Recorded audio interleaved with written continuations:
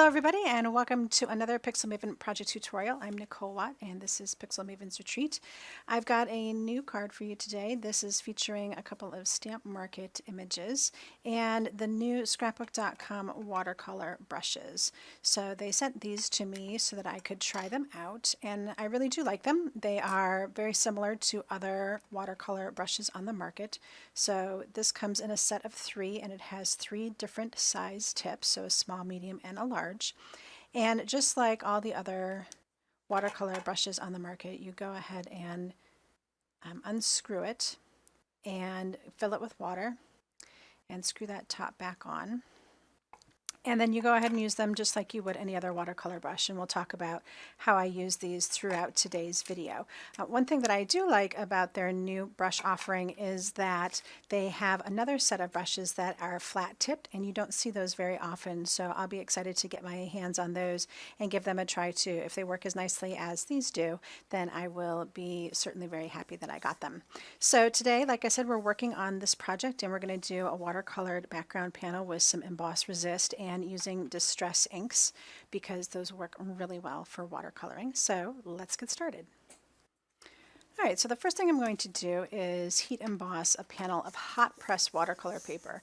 And I prefer hot press for this technique because I'm going to be stamping and embossing on it, and I want to make sure that I get a really good crisp stamped image. And hot press watercolor paper is much less textured. It's nice and smooth. So I'm going to put that in my stamp positioner and take this great stamp called Flower Power from the stamp market and pop it in here. And actually I'll move this over a little bit so that way I can get that full image on there. And I'm only going to use part of this, but I am inking up more of it than I need because I want to be able to cut out the best part that I watercolor.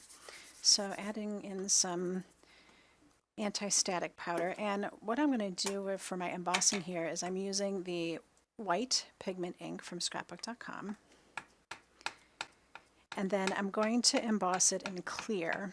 And the reason I'm embossing it in clear is because I find that sometimes when you're doing heavy watercolor techniques, you end up, if you use white embossing, sometimes it will stain the white embossing, and I really want to keep a nice crisp white look on those flowers. So by doing this with the white pigment ink, I will get a good impression and see exactly where those flowers end up on the cardstock, and I'll be able to restamp if I need to. I'll be able to have a clear image of that. So if I look really carefully, I can see that I've missed a little section here. So just need some added pressure.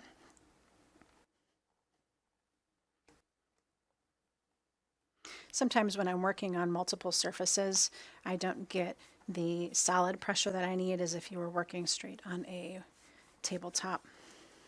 So I have to put a little bit more elbow grease into it. And that looks almost good. I have 2 flowers that need a little bit more love. Hey, there they are. And because I've used a pigment ink, it's going to grab the embossing powder just like an embossing ink would. So like I said, I'm doing white because I want to have a nice crisp, clean white. But then I'm doing the clear embossing so that way when I do my watercolor technique, I don't end up discoloring the embossing powder because of the watercolor sitting on it for too long. So now you can see, got all these cute little flowers on here. And then I can go ahead and heat that up, and then we'll be ready for some watercolor. Alright, so I have all of my heat embossing done, and you probably can't even see it on there, except for maybe just a little bit right now. But it is all heat embossed on here, and it looks really, really good. So my first step is to take this peacock feathers, beautiful aqua color, and I'll smash it on my work surface here. And I'm going to take the medium brush and just push a little bit on here to get the water started and get a little bit of water in here. So I have a nice liquid material to work with. And then I'm going in and just coloring in the flowers. Now I'm starting with the flowers first because I don't have to be neat at this point. And this will save you some time when you do this. You just need to make sure that you're getting the ink inside the flowers completely.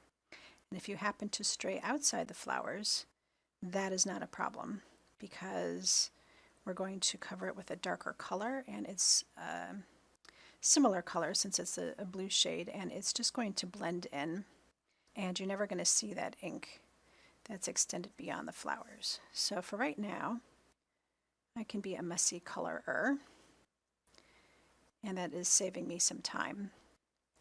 So I'll pop on some music real quick here while I finish this up.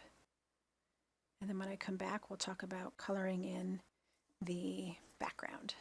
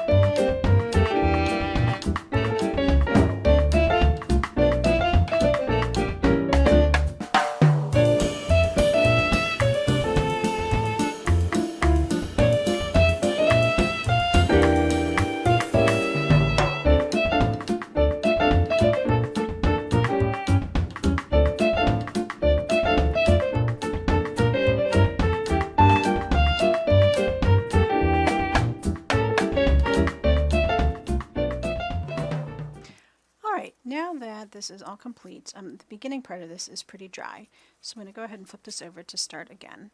And I am done with the peacock feathers, but I'm going to work with faded jeans for the most part. I may pull in a little bit of chipped sapphire if I feel like I need a little bit of a different shade, but I need a lot of this. So put a whole bunch out there.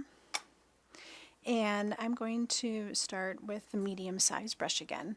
And off to the side here, I'm just going to start some water separately.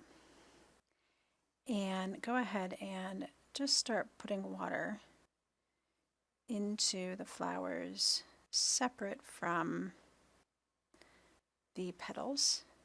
And then grab some of that blue and then just let it rest in there. And you can see that it's going to go ahead and cover up any of that,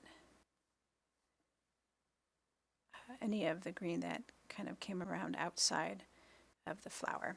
And then I'm going to go ahead and let that dry. So this is the longer part of the process to get up into all of these flower petals. But it's worth it because you end up with this really cool background. So I will let you sit back and watch this while I go ahead and complete the coloring on this.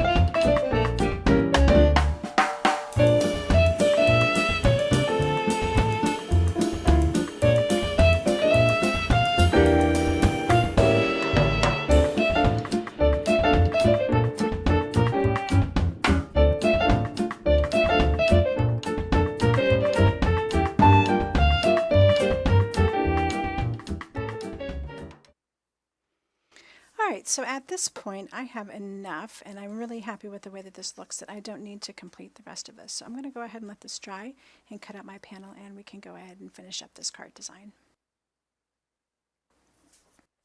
Alright, so I have my piece all finished up and cut down to size. I have a piece of Nautical and a piece of Paradise from Hero Arts, and these are going to be the pieces that finish off our card. So let me go ahead and stamp our sentiment. I am using the A Few Words stamp set from the Stamp Market, and grab this little Hugs here. Pop him right into place, and I'll be using a hybrid ink from scrapbook.com because the distress inks don't necessarily stamp well. They work really great for all sorts of other techniques, but stamping, they seem to bleed a little bit more than I would like. So a good hybrid ink works really well, especially when you're stamping on colored cardstock that may have a little bit of a looser weave, because it dries so quickly. So see how nice that looks. I just grab a second coat on there because I can. Gorgeous. And that will dry just a little bit lighter, and it will even up in color as it dries, so that looks great. So now we can do our assembly. And it's just simple layers. There's nothing popped up this time. Let's take this beautiful piece of nautical cardstock. I love this shade of navy blue. Pop that onto our card base. And I love that I cut this down really small, so I have this huge border around the edge. This is 2 3/4 by 4 1/4. So basically I took a 5 1/2 by 4 1/4 piece, and I cut the 5 1/2 part in half to get us this panel here. And get that nice and square. There we go.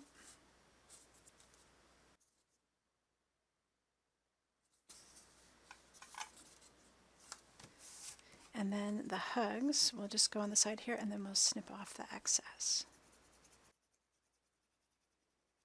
So the watercoloring is nice because it does take a little bit of extra time, but you can just turn on some music or a TV show and sit there and do your watercoloring. And then once that panel is done, the rest of the card comes together super fast because it's just a little bit of stamping and the layering, and then the card is complete. So like I said, I'll just go ahead and snip off my end there. And I have a little excess here, so let me snip that off too. And there you go.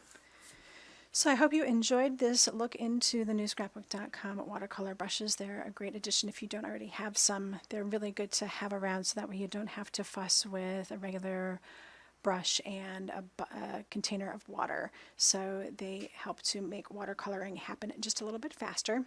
And I think you'll really enjoy having them in your toolbox. So thank you for stopping by today, and I will be back soon with more videos. But until next time, happy crafting.